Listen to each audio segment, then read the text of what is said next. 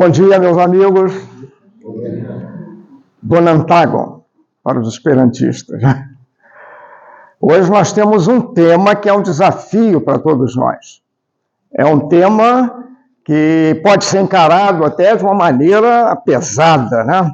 É o massacre das criancinhas, dos inocentes, que Herodes mandou matar porque ele não queria que alguém tirasse ele do seu trono, não é? Então, eu vou ler de novo a passagem e a gente vai preparando, né? É pela repetição que a gente aprende, né?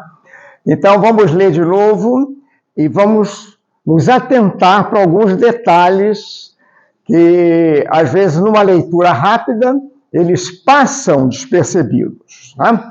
Então, essa passagem só tem em Mateus. E o estranho é que, por exemplo, não tem em Lucas. O Evangelho de Lucas foi baseado em informações de Maria. Então, muitos questionam a respeito dessa passagem. Por exemplo, o escritor judeu, na época de Jesus, mais importante era Flávio Joséfos. Ele não registra esse massacre, né? Algumas informações a gente tira de uma quantidade de crianças que não tem menor sentido, né? 1.000 e tantas crianças, isso seria impossível, né? O único apócrifo que trata desse assunto é o Evangelho da infância de Jesus, é um evangelho árabe. Ele fala em 360 crianças, que também é um exagero, né? Há pouco tempo foi feito um trabalho estatístico, né? Uma média em diversas cidades, por exemplo, aqui no Brasil, na Europa, pegando a população da época, que nós temos uma informação razoável, e aplicando o percentual de meninos, vocês vão ver aí na leitura, de meninos, sexo masculino, com uma idade inferior a 2 anos, daria em torno de 20 crianças. Então, uma explicação lógica é que foi um fato muito localizado e passou despercebido. Mas foi registrado em Mateus. Mateus é um presente de Deus para todos nós. Significado do nome Mateus, né? Nome é a manifestação da essência nossa, né? Então, Mateus, presente de Deus. Essa passagem realmente é um presente para todos nós, porque ela traz uma mensagem profunda. E o nosso entendimento tem que ser correto. Por isso que eu peço à espiritualidade, em particular a Maria, ao nosso amigo Newton Boechat, lembrando o Divaldo com Saibaba, né, para adocicar a minha voz. A minha voz não é doce, então, né, de vez em quando eu preciso, vou usar a gíria, maneirar. Então, que adocique a minha voz, não é isso? Vamos ler a passagem de novo? Né? Herodes significa aquele rei que era violento, assassino, e não queria nenhuma ameaça ao seu trono. Na nossa estrutura de um ser humano é o nosso ego, é o egoísmo. Em primeiro lugar, eu. Segundo lugar, eu. Terceiro, lá no pódio, medalha de prata, eu. E quem vier me desafiar ou me ameaçar, eu mato. Ficou claro, Herodes? Herodes significa dragão de fogo, então o significado do nome já mostra tudo, né? Ele, vendo-se iludido pelos magos, isso não tem o menor sentido, né? O Herodes se vê iludido. Aliás, todo ego brabo, qualquer coisa que contrarie, ele acha que está iludido. Ele é o dono da verdade, ele é o dono de tudo, né? Na realidade, ele queria era iludir os magos. Vão lá, achem um menino e vem aqui e me diga que eu quero adorá-lo. Mentiroso, ele queria era matar. Ficou claro, Herodes? Muito bem. Ficou irado, né? E mandou matar todos os meninos em Belém, Ele havia pedido aos doutores da lei, né, de Jerusalém, para que dissessem, lá na Escritura, onde é que nasceria o rei, o Messias. Eles acharam, já era conhecido, lá em Belém, na Casa do Pão. Belém significa casa do pão, alimento espiritual para todos nós. Muito bem. Né? E em todas as circunvizinhanças, né, de Belém. Então não foi só em Belém, não, foi inclusive nas aldeias próximas, inclusive em Heinkelin, onde morava, né, Isabel, Zacarias, mãe de João Batista. Então João Batista também entraria numa situação dessa, né? De 2 anos para baixo, toda vez que no Evangelho aparece número, eu tenho que atentar ao significado do número. Então, 2 não, abaixo de 2. 2 é o número da sabedoria. Então, nós vamos ver, né, que o ser, quando não atinge a sabedoria, o próprio ego pode derrubar. Atingiu a sabedoria, não tem mais essa possibilidade. Conforme o tempo que tinha com precisão indagado dos magos. Herodes perguntou aos magos, né, que não eram 3, que não eram Baltazar, Melquior, essa é a invenção do homem. Eram magos, vieram do Oriente, eram cientistas, digamos, na época, médicos, eram, vamos imaginar, astrônomos, homens de ciência, inteligência acima da média, né? Que vieram do Oriente, porque uma estrela guiou, né? Até onde o tal rei deveria nascer. Eles passaram primeiro em Jerusalém, perguntaram lá ao rei da época, o Herodes, o grande, né? Onde é que está o menino? Onde é que pode nascer? Viram lá na Escritura, em Belém. E os magos foram para Belém achar o menino. Ficou clara a passagem? Muito bem. E Herodes obteve dos magos uma informação. Vem cá, quando é que essa estrela apareceu lá no Oriente para vocês? Né? Aquele momento seria o nascimento do rei, né? Eles demoraram um tempo bem razoável para se juntarem e saírem lá do Oriente e chegar em Jerusalém. Para vocês terem uma ideia, isso levou aproximadamente 1 ano. Então, essa foi a informação que Herodes recebeu. E qual foi a ordem de Herodes? Na sua guarda pessoal, para que este assunto não fosse transmitido para o público. Nasceu um rei lá, um rei de Israel, um rei desse povo. Eu vou lá matar? O que aconteceria com esse Herodes? O povo iria se rebelar. Então, ó, vai lá e mata. Abaixo de 2 anos. Então, se ele tinha aproximadamente 1 ano, Herodes, por segurança, botou um pouco a mais. Aliás, bem a mais. Né?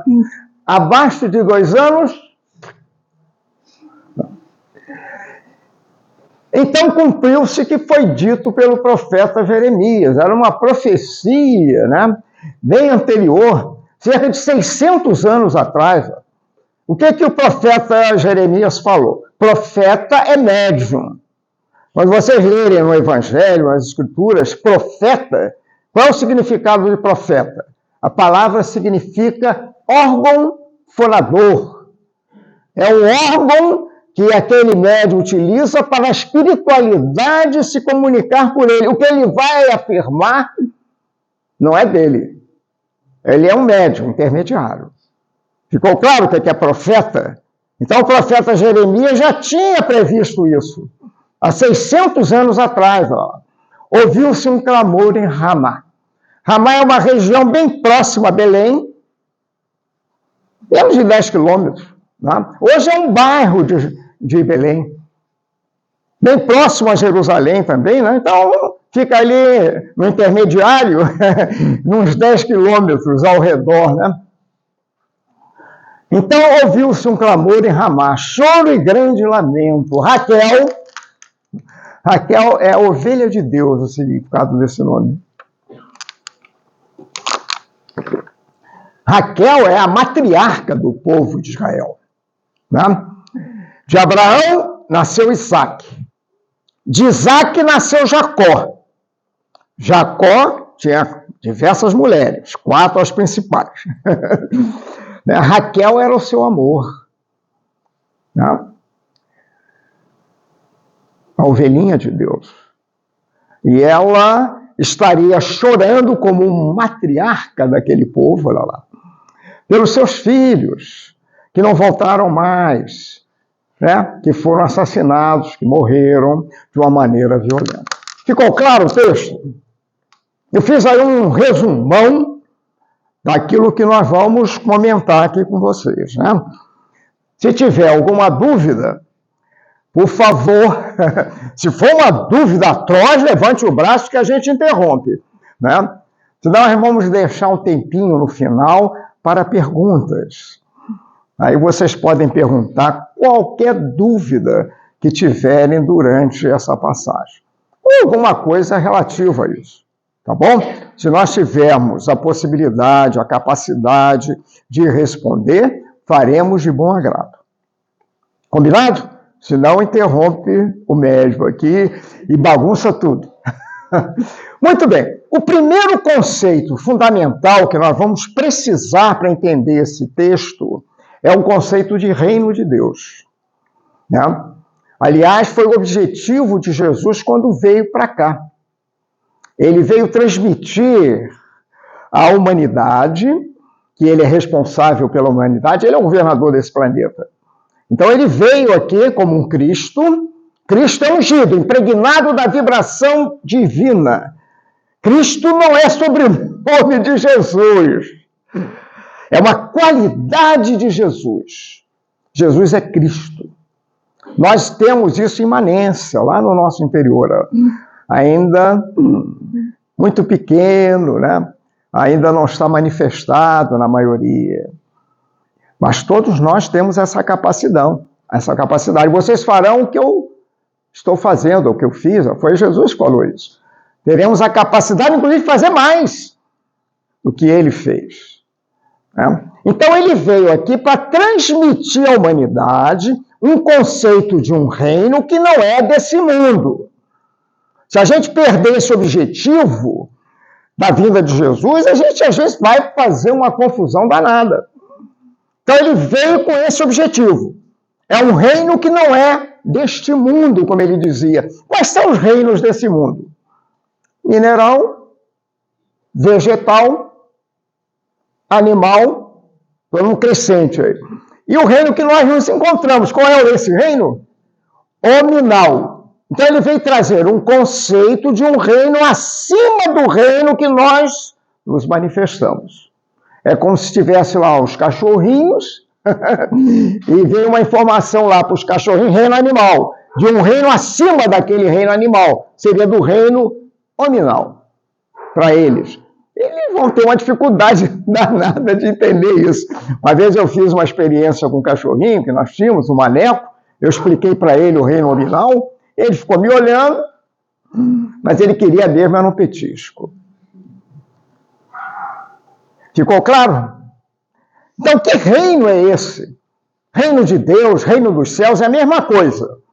Então, quando Jesus falava reino de Deus, ele estava falando para um gentio, para um romano. Né? Quando ele falava reino dos céus, ele estava falando para um judeu. Porque no judaísmo, quem fala o nome de Deus, lapidado, pedra. A penalidade é morte por pedrada. Então não se pode falar o nome de Deus. Aí fala Adonai, fala Senhor. Entenderam isso? Então, Jesus falava para o judeu reino dos céus. Mesma coisa, reino de Deus. Então vamos entender esse conceito. Vamos pegar, por exemplo, esse que vos fala aqui, ó. Como não tem ninguém aqui perto, eu vou usar o meu modelo aqui, né? Vamos imaginar que eu esteja numa posição, né, numa posição atual, evolutiva, nesse estágio aqui, ó, ok? No processo de reencarnação. Já tive reencarnações anteriores e vou ter outras reencarnações, com certeza, eu me conheço. Não é? Nessa encarnação, eu tenho um corpo físico, eu tenho um campo de energia que me envolve. No espiritismo nós chamamos de aura, né? É a sede das sensações, quente, frio, prazer, sensação. Nós temos um outro plano vibracional que é a sede das nossas emoções. Gosto, detesto, odeio, amo. Perceberam? Isso vai marcando essa parte emotiva. No espiritismo nós chamamos basicamente como perispírito. Não é? E ninguém vai negar, nós estamos raciocinando aqui, um raciocínio lógico, racional, contínuo, que o animal não tem. Ele pode ter um flash disso. Nós temos essa capacidade, é o maior patrimônio nessa encarnação que nós temos. É isso manifestado, né? Que é o nosso racional. Na doutrina espírita, nós chamamos, né, essa sede desse racional junto com essa sede emotiva de perispírito. Tá? Então, na realidade, na doutrina espírita, o que é que nós temos? Nós temos a forma, as sensações, o grego chamava isso de soma. Tá?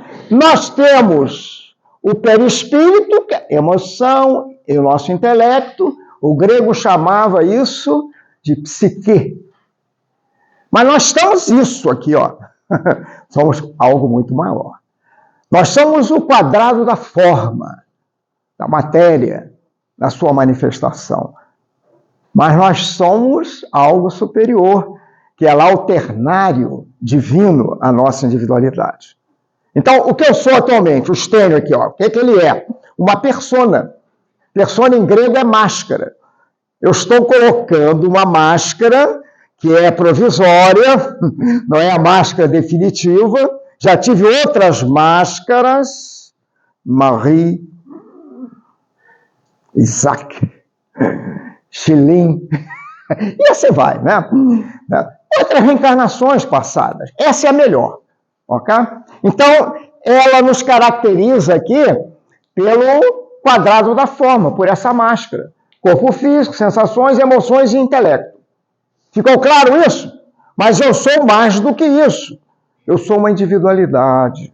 Eu sou um espírito na sua essência. Então, o ternário superior, não é? É a centelha que me anima aqui, né? Vamos chamar isso do espírito com letra maiúscula, e não o espírito com letra minúscula, que é aquela manifestação, né, de um encarnado aqui, ó, né? Na doutrina espírita chama-se alma. O que é alma? É esse espírito encarnado. Kardec passou páginas e páginas para explicar isso, porque cada doutrina, cada religião chama a alma de coisa diferente. Então, ele, olha, espiritismo, a alma é isso, é o espírito encarnado. Desencarnou, né? O que ele vai manifestar no plano astral? Um perispírito, né? Uma forma perispiritual. Aí, normalmente, o médium diz, eu estou vendo um espírito ali. Ele não está vendo o espírito com a letra maiúscula. Ele está vendo uma manifestação, né, do perispírito daquele ser e já habitou, inclusive, uma roupagem carnal como a nossa. Ficou claro? Ficou certo essa separação? Então, eu tenho esse espírito, que é a centelha que me anima. Eu tenho uma mente muito mais ampla do que esse intelecto. O intelecto só vê quebradinho. Olha, para eu explicar a passagem de hoje, eu tenho que explicar o que é reino de Deus. Se não tiver o conceito, não vai entender. Aliás, não vai entender o evangelho, que é um conceito que passa rasteiro por muita gente. Não é? Precisa ter isto gravado na própria mente, né? Então, eu tenho que explicar primeiro isso, depois eu vou explicar o que é. Até chegar na Raquel, vou sair daqui, vou almoçar, depois eu vou ver o jogo do Flamengo. Isso é a nossa mente analítica, né? É esse racional aqui, ó, esse pensante. A mente intuitiva não é isso, não, é ver como um todo. Pesca tudo num átimo, quer dizer, de uma vez só. O professor Pietro Baldi recebeu, digamos, toda a mensagem de um espírito evoluído, ele chamava, né, sua voz, que nada mais é que o Cristo. Ele recebeu isso e foi gradativamente, capítulo por capítulo, colocando toda a sua obra. Entenderam o que é a mente intuitiva? A mente intuitiva vai lá em cima para pescar. A mente racional está aqui embaixo. Então tem uma dificuldade danada de entender algo lá de cima. E nós temos a presença divina em nós. É o nosso Deus imanente, é o nosso Cristo imanente. É essa presença mônada que está aqui, não está acolá. Não procure lá fora, não, está dentro do próprio ser. Está aqui, ó. Por isso que está dentro do ser. Quando nós, pelo processo evolutivo, descemos numa forma mais bruta, ele veio conosco. Ele está em nós. E vai nos ajudar nesse processo evolutivo. Entenderam o ternário superior? E é muito interessante, todo o evangelho, em particular o evangelho de João, que é um evangelho pneumático, espiritual, né? É essa estrutura aí, ó. Isso é caro. Aquela parte superior, né? Externário superior, o grego chamava de pneuma, espírito, né? Então, doutrina espírita, corpo físico e sensações, né? Que é o soma, o espiritismo chama de corpo físico. Emoções, intelecto, perispírito. E essa parte superior, espírito, de uma maneira global, com a letra maiúscula. Ficou claro isso? Muito bem. Então, pegamos a estrutura de um ser encarnado e mostramos como a doutrina espírita define. Né? Eu estou nessa condição. Ó. Já habitei outras, onde até esse corpo físico, as sensações eram bem mais duras, né? Chegando, por exemplo, até habitar um planeta primitivo, por exemplo, com toda essa forma, né, bastante densa, não é isso?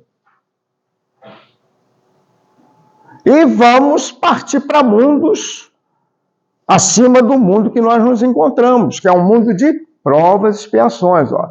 Mundo primitivo, então a forma de manifestação é grosseira, vai melhorando, melhorando. Ó. No primitivo é tudo cabeludo, né? Eu já estou bem mais evoluído, né? Então, olha, provas e expiações, estamos com um pezinho no outro tipo de mundo. Como é que se chama? Regeneração. No mundo de provas e expiações, na balança, predomina, digamos, o mal. No mundo regenerado, predomina o bem. E vai no gradativo lá. E isso não é, num determinado ano. Em 2832 passa. Não. Então, há um período bem razoável até, né? Às vezes centenas de anos, para que isso se transforme. E é interessante que quando o planeta sai de uma condição para outra superior, o seu plano vibracional é bem mais elevado. Então, aquele espírito que quer se manifestar aqui, num plano onde a vibração é mais intensa, mais penetrante, olha lá, mais pura, ele não tem condição. Por isso que existe, né, um aviso para todos nós. Aproveite. Pode ser que essa aqui seja a nossa última oportunidade para isso. Se não conseguir, se não aproveitar, se desperdiçar, o que vai acontecer? A mesma coisa que aconteceu lá em Capela. Os capelinos vieram por um mundo mais atrasado, para ser motivo de evolução daquele mundo. Ficou claro isso? Entenderam essa história que muita gente, fim do mundo, faz uma invenção atroz de entendimento. Vou mostrar já o que é fim do mundo para vocês. Ficou claro isso? Muito bem. Bom, então estamos na mente analítica, ó, gradativamente. Né? O que vai acontecer? Né? Então, essa atual é a minha reencarnação melhor. Ó. Por isso que não vale muito a pena, daí o esquecimento, né? De você ter lembranças passadas, porque nem sempre eu estou preparado para esse conhecimento. Né? Por exemplo, eu ter do meu lado um inimigo anterior, vai dificultar esse relacionamento. Um pai, um filho, uma esposa, uma sogra, aí a coisa complica ainda mais. Não é assim? Muito bem. Eu vou gradativamente, aí é o processo reencarnatório. Eu vou gradativamente melhorando não só essa roupagem, como o meu processo evolutivo, o meu estágio de evolução. Né? No nosso mundo, no nosso plano, como é que é feito isso? Reencarnação. Né? É o mecanismo da reencarnação. Agora, a gente entende perfeitamente aquele diálogo de Nicodemos com Jesus. Né?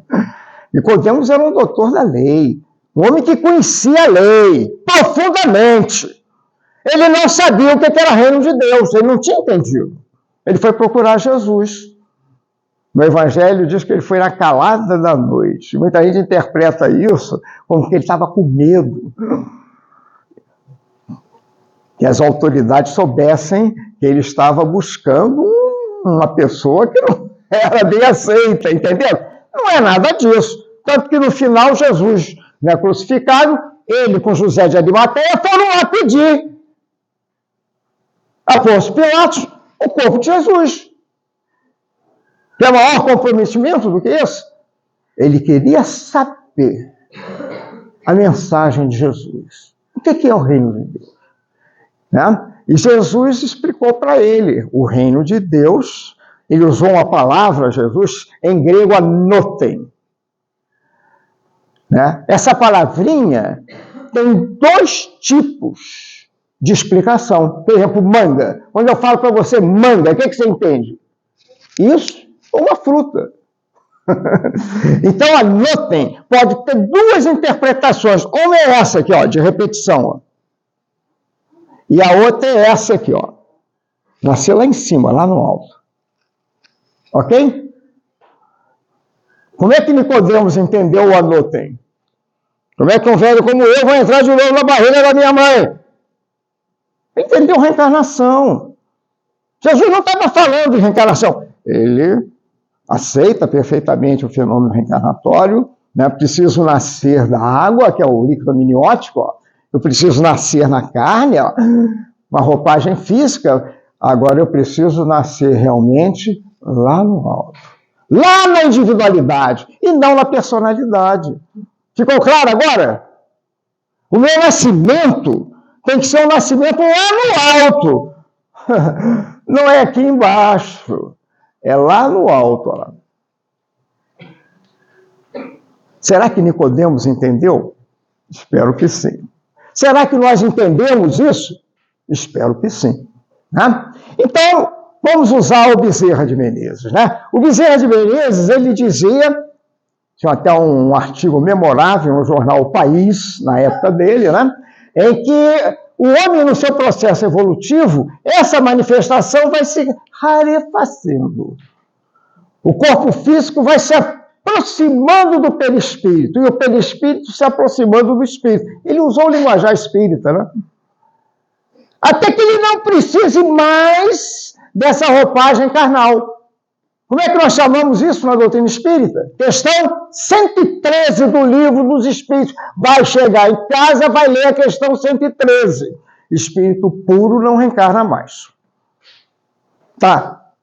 Desligado desse processo aqui, ó. Nasceu lá no alto, ó. É luz, é amor, é espírito na manifestação, é uma estrela. Entenderam o processo? Né? Nesse momento ele tem a vida imanente, o zoé aionios, em grego. E Jesus explicou para Nicodemos que muita gente traduz e faz uma confusão danada como vida eterna. Vida eterna é temporal, ali não tem mais isso. Agora a gente entende a oração de São Francisco lá no final. Como é que termina a oração de São Francisco? E é morrendo que nós nascemos. Aí a tradução, para a vida eterna. Na realidade é matando esse ego, matando essa persona, isto é, não mais necessitando desta persona, que eu vou nascer lá no alto, lá, na vida imanente, no zoé aionios. Pronto, o conceito está aí. Se não entendeu o conceito, vai ter dificuldade para entender depois. Ok? Ficou claro isso? Muito bem. Né? Essa foi a conversa que Nicodemos teve com Jesus. Nicodemos significa, né? Nicodemos, Demos é povo, Nico é acima. É uma inteligência já acima da normalidade. Ó, e foi buscar o conceito. Né? Nós devemos buscar sempre o conceito. Através de quê? Da evolução. Como é que se faz isso? 2 asas do pássaro, olha lá. Né? Sabedoria e amor. É aí que você vai conseguir o zoé aionios.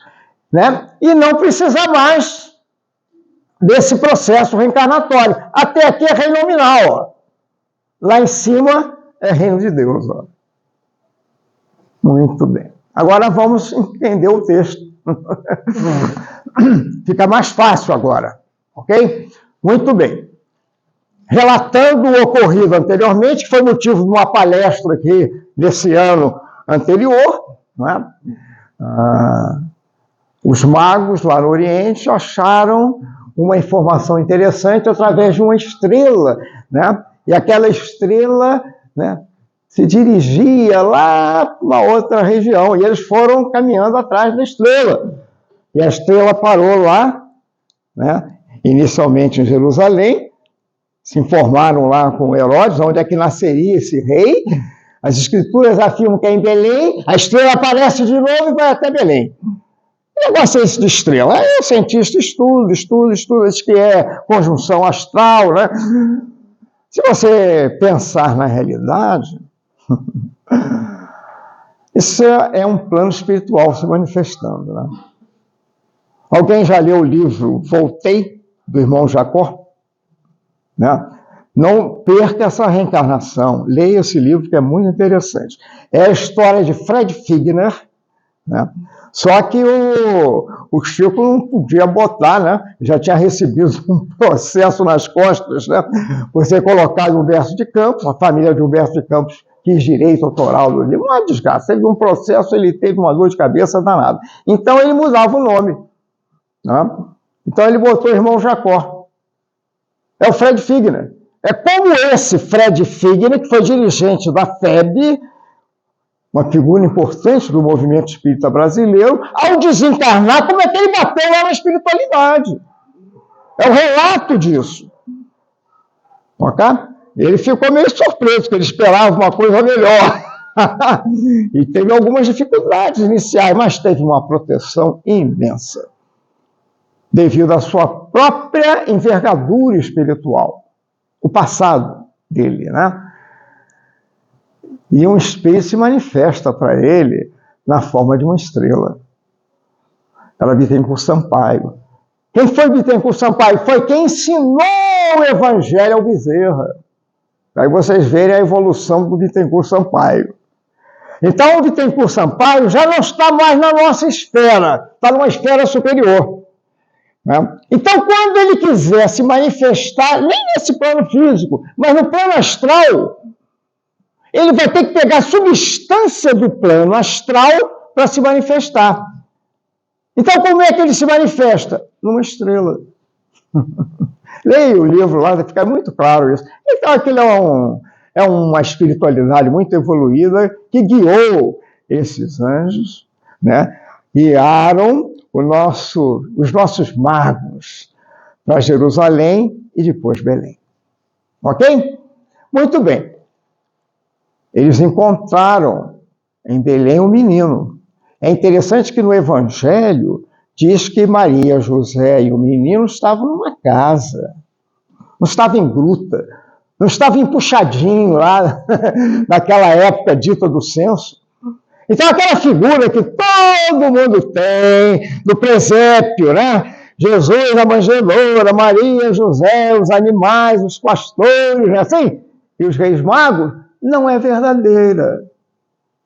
Nós temos um parente que disse, Estênio, suas explicações acabam com todas as minhas ilusões de criança. Né? Realmente, não tem nada disso.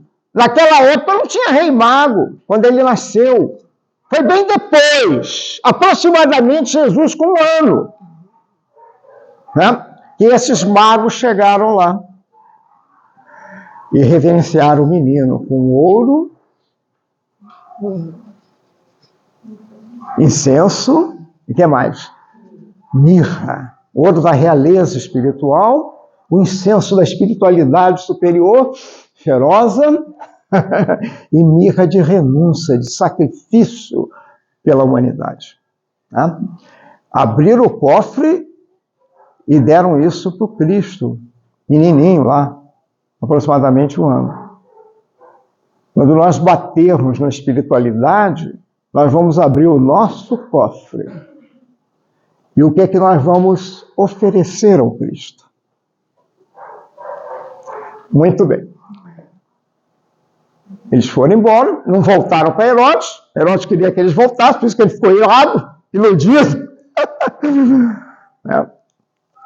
Pelos magos. Ele é que queria matar o menino. Ele queria iludir os magos. Né? José dormiu e com a sua mediunidade onírica, mais uma vez o anjo aparece para ele. O que é a mediunidade onírica? Você dorme, normalmente a gente sonha, não é assim? Normalmente a gente desdobra. A maioria não sente, não tem menor consciência desse desdobramento. O desdobramento é aquele perispírito se deslocando do corpo físico lá. Fica como se flutuando ali, né? E nesse momento ele tem contato com o plano astral. Está vibrando. Esse plano, que é o plano do desencarnado, nós vamos vibrar nesse plano quando desencarnarmos. Né? A gente desencarna todo dia.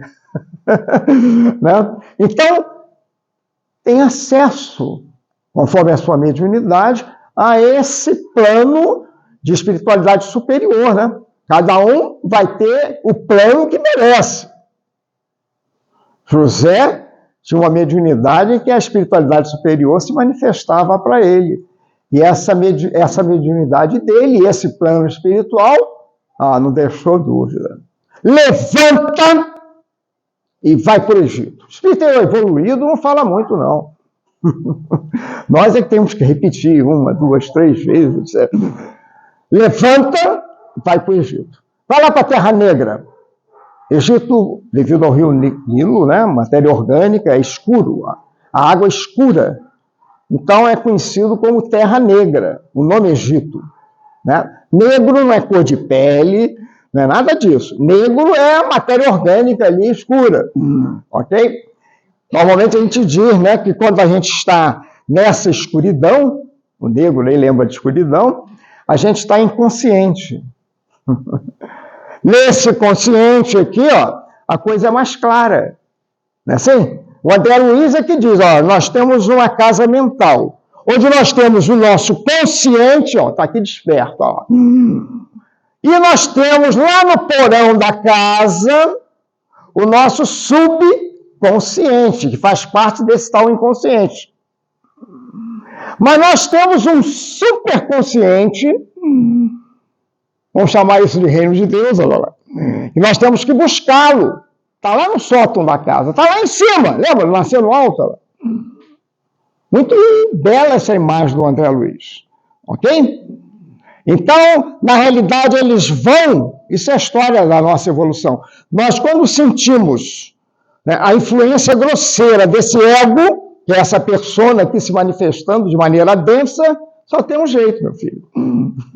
Vai lá para o Egito. Vai lá para esse inconsciente buscar o quê? O seu superconsciente, o reino de Deus. Amor e sabedoria. Olha lá. Tá? Muito bem, pescamos. Né? José saiu lá de Belém, Maria e o menino, e foram para o Egito. Local que era, digamos, muito comum para o povo judeu, que quando era perseguido lá, né, em Israel, etc., fugia para o Egito, para o Cairo, Heliópolis, né, e outras cidades, certo? Já tinha uma colônia judaica muito grande lá. Né?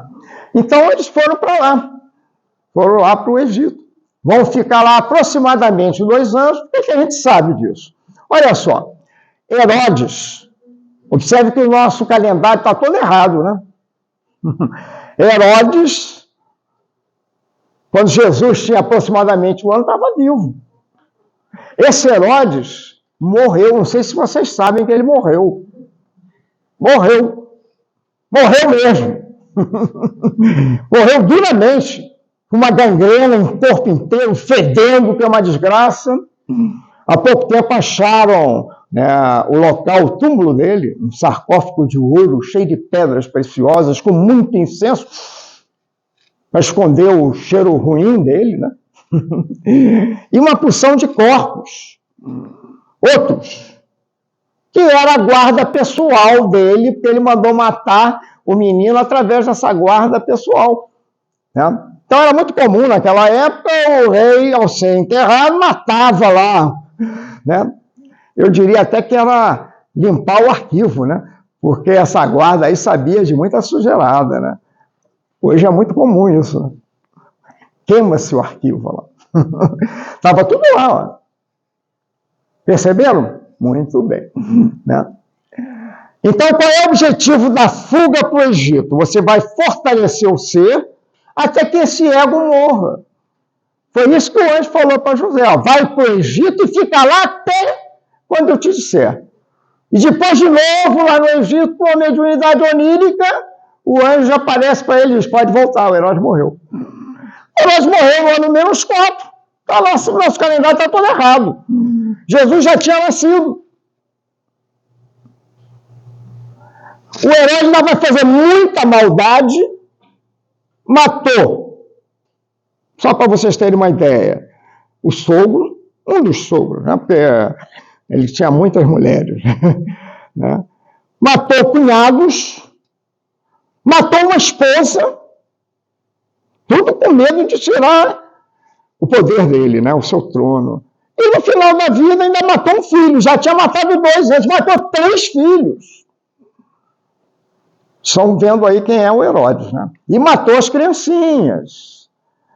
Mas tem um ditado muito interessante, né? O que aqui se faz, aqui, hein? Pode falar. Aqui, não, se redime, corrige. Você tem a oportunidade de corrigir. Esse paga aí é no sentido mais de... Não, é educativo. A lei quer a sua transformação e não te penalizar. Hoje, por revelação espírita, a médium Zilda Gama, quem tiver interesse, leia. No livro, né, Apolo, explica que esse Herodes sofreu diversas reencarnações dolorosas. Chegou até virar santo. A Igreja Católica venera o santo no seu processo reencarnatório. Né? Passou a cuidar das criancinhas necessitadas. Muito bem. Olha, pode voltar que morreu o Herodes. Aquele ego já está dominado. Pode voltar. Eles vão voltar para onde? Para Israel. Não vai voltar lá para ficar paradinho na espiritualidade, não. O espírito, depois que ele tem a devida envergadura, ele desce para ajudar. Então ele volta para Israel. E vai voltar para Nazaré e não para Belém.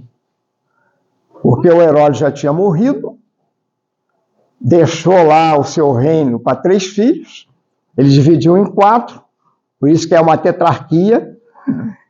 Deu 2 tetrarquias para o Arquelau. O Arquelau, o nome já está dizendo, é mau. Mau. É filho de Herodes. Tem a qualidade de Herodes. Mau. Então, o plano espiritual tornou-se manifestar para José. E o que é que falou para José? Não volte para Belém. Vai para onde? Nazaré. Está aí a historinha, né? Nazaré significa disciplina. Disciplina. O que Emmanuel pediu para o Chico? Chico queria ser médium, achando que a mediunidade era uma coisa maravilhosa, vou ter um prazer danado de receber espírito. Uma dificuldade enorme para o médico, o médium, né, realmente cumprir o seu papel. Quando Emmanuel aparece pela primeira vez, dizendo, se você quiser usar a sua mediunidade para o bem, eu vou ser o seu guia espiritual. Mas eu quero um compromisso seu. Pediu 3 coisas para o Chico. Quais foram? Disciplina. Segunda, disciplina. Terceira, disciplina. O Chico era muito indisciplinado. Recebia espírito por tudo que era lugar, era uma confusão danada. No trabalho ele recebia espírito, atendia, dava uma confusão lá na Fazenda Modelo. Disciplina, Chico. Emmanuel é duro, já está reencarnado. O Chico desencarnou, agora vai inverter o papel. Inclusive o Chico dizia, já sabia disso, e dizia, eu quero ver se o Emmanuel vai aguentar o rojão. Não é brincadeira não. Ficou claro? Então Herodes morreu no ano -4. Então Jesus não nasceu entre -1 e 1, como o Flávio, né? O Dionísio, os exíguos, o pequenininho. Tinha imaginado, está tudo errado. Nós não estamos no ano 2024. Se você usasse o calendário no início, no nascimento de Jesus. Então, Jesus nasceu antes de -4. Já tinha aproximadamente 1 ano. Quando os magos chegaram lá, -4. -5. Ok? E ele ficou aproximadamente 2 anos lá no Egito. -5, 2, -7. Então, na realidade, nós devemos estar no ano 2031. Se usássemos a contagem a partir do nascimento de Jesus. Muito bem. Vai para Nazaré, vai para a disciplina, meu filho. E vai ajudar na sua missão, que é uma missão crística para quem precisa. Muito bem. Aqui vocês estão vendo, né? A família, né, sagrada. José, Maria, o menino. Então ele deve ter voltado lá do Egito com uns 3 anos aproximadamente. Né? E tem mais um ali, né, seguindo, guiando, ajudando, etc., que a igreja, né, transformou ele em santo, que é o santo Afrodísio, para vocês terem uma ideia. Hoje, né, tem até companhia de turismo que faz uma trajetória turística, né, na caminhada da família sagrada lá no Egito. Vai conhecer os locais, etc. E, custa caro. Então, né, na realidade é assim, sai de Belém, vai lá para a terra escura do inconsciente, buscar o seu superconsciente. Quando esse ego está dominado, volta para ajudar. Mas precisa de disciplina. Se não tiver disciplina, não faz. né? Eu, em particular, nós, normalmente, somos indisciplinados, né? Não pode fazer isso, etc., tem que fazer aquilo, etc., e a gente erra conscientemente, né? Muito bem. Então, já sabemos quem é Herodes. Agora é rápido, ó. Já sabemos que ele representa aquela persona, aquele ego, quando a personalidade é grosseira, animalesca.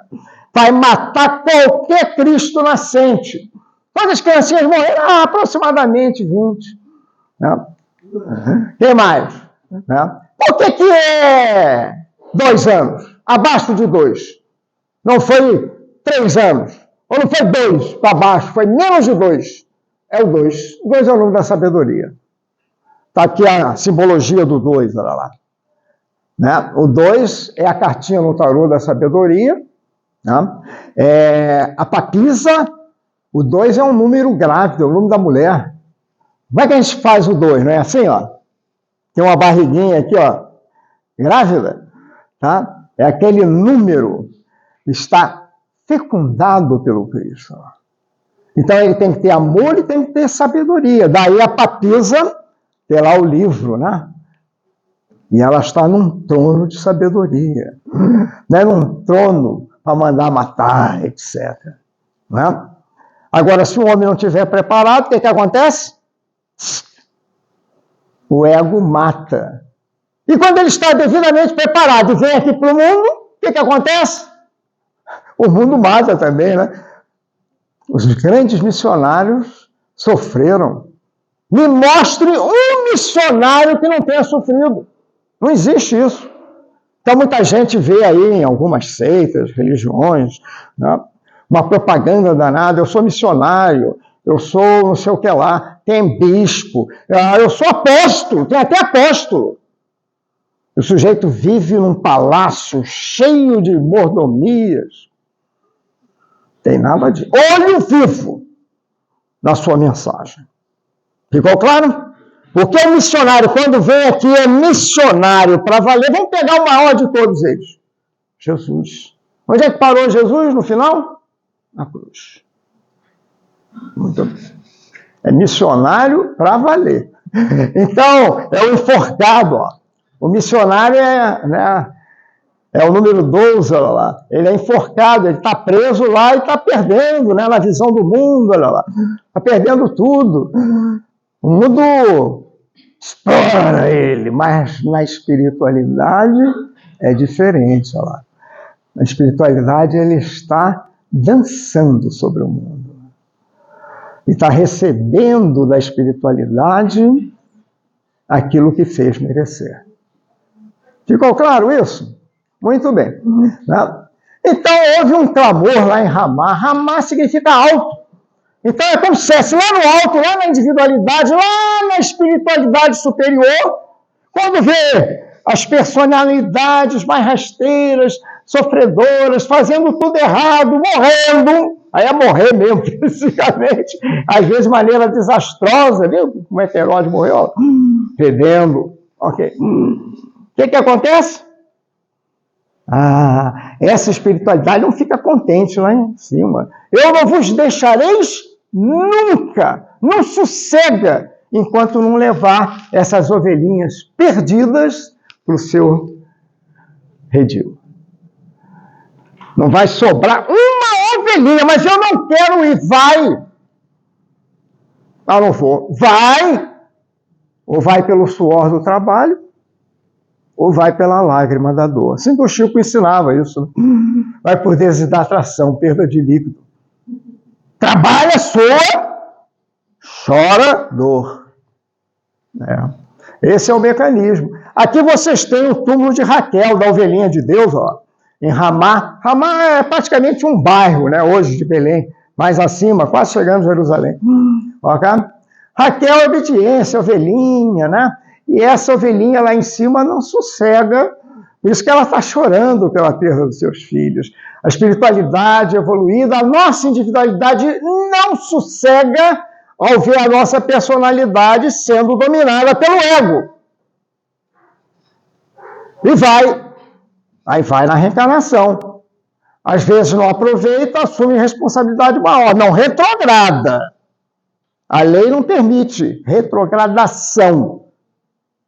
Seria uma perda para a lei.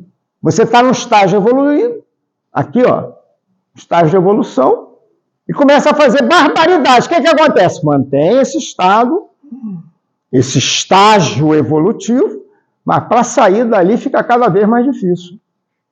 Ficou claro o processo da lei? A lei é justa e misericordiosa. Ela é justa. O que você faz aqui vai redimir aqui. Não perde um cabelinho da sua cabecinha sem que ela saiba. E enquanto você não resgatar esse processo, não resolve. Mas ela é misericordiosa. Então, esse efeito corretivo vem numa dosagem certa, no momento certo, e nós temos a capacidade de realizar aquilo. Então, quando o sofrimento, eu vou falar bem alto, né, para ouvir, quando o sofrimento bater na sua porta, você tem capacidade de passar por aquela situação. O oriental chama esse momento, né? É um dia, né? Tanto nubladão, você não vê nada, só vê coisa escuridão. Olha lá. Acima daquela escuridão tem o que brilhando? O sol. Muito bem. Tá aqui, ó. Ramar, então, aquele alto lá, a nossa individualidade, né? Vai chorar enquanto esse Herodes estiver presente na nossa personalidade. Esse é o die-end da história lá, do que nós estudamos no dia de hoje. Muito bem. Vamos fazer a nossa oração? Encerramos às 10 horas. Segui o relógio ali, ó. Né? E nós agora vamos agradecer ao nosso Pai por ter deixado para todos nós uma mensagem de esperança, de um mundo melhor, que não é desse mundo, e ao chegar nesse mundo melhor, nós teremos a obrigatoriedade de ajudar aquele que necessita. Então, aquela historinha de anjo lá no céu, gorduchinho, sem fazer nada, é toda errada, né? Percebendo os irmãozinhos que estão lá embaixo em sofrimento. Então, vamos pensar nessa espiritualidade superior, nessas estrelas que guiam o nosso caminho, que elas possam nos conduzir ao Cristo menino, que está nascendo na nossa estrutura, mas que o nosso ego quer matar. Proteja, meu Senhor, a todos nós, desta situação, nos dando não só esperança, nos dando a capacidade de trabalhar, de aprender para evoluir. Vamos respirar profundamente. Prender um pouquinho e expirar lentamente. 3 vezes. Um processo de limpeza do nosso corpo, da nossa persona, e que na nossa tela mental nós possamos levar uma mensagem positiva ao nosso lar, ao nosso ambiente de trabalho, ao nosso ambiente social, à nossa vida. Maria nos ajude nesse processo. Adocica a nossa vida. Porque nós sabemos, Maria, que entre as santas tão santas, Tu foste ungida, cristal de rutilante transparência, que alumia e apacenta a nossa vida. Nos jardins do Senhor, tu foste escolhida e apontada como anjo de clemência para sofrer a cruz, a incoerência da humanidade em luta enraivecida. Virgem Maria, excelsa companheira, ai de nós dadivosa mensageira, ai de nós, se teu hálito bendito não soprasse as correntes do infinito, se teu manto, Maria, não fosse o nosso ninho, o nosso abrigo, o nosso desejo, a luz que nos aproxima do seu Filho tão amado, Jesus. Vamos abrindo os olhos lentamente, voltando à nossa normalidade, nos sentindo confortados por sua vibração, Senhor, que nos alimenta pelo Belém, que é alimento, que é o pão da vida. Muita paz.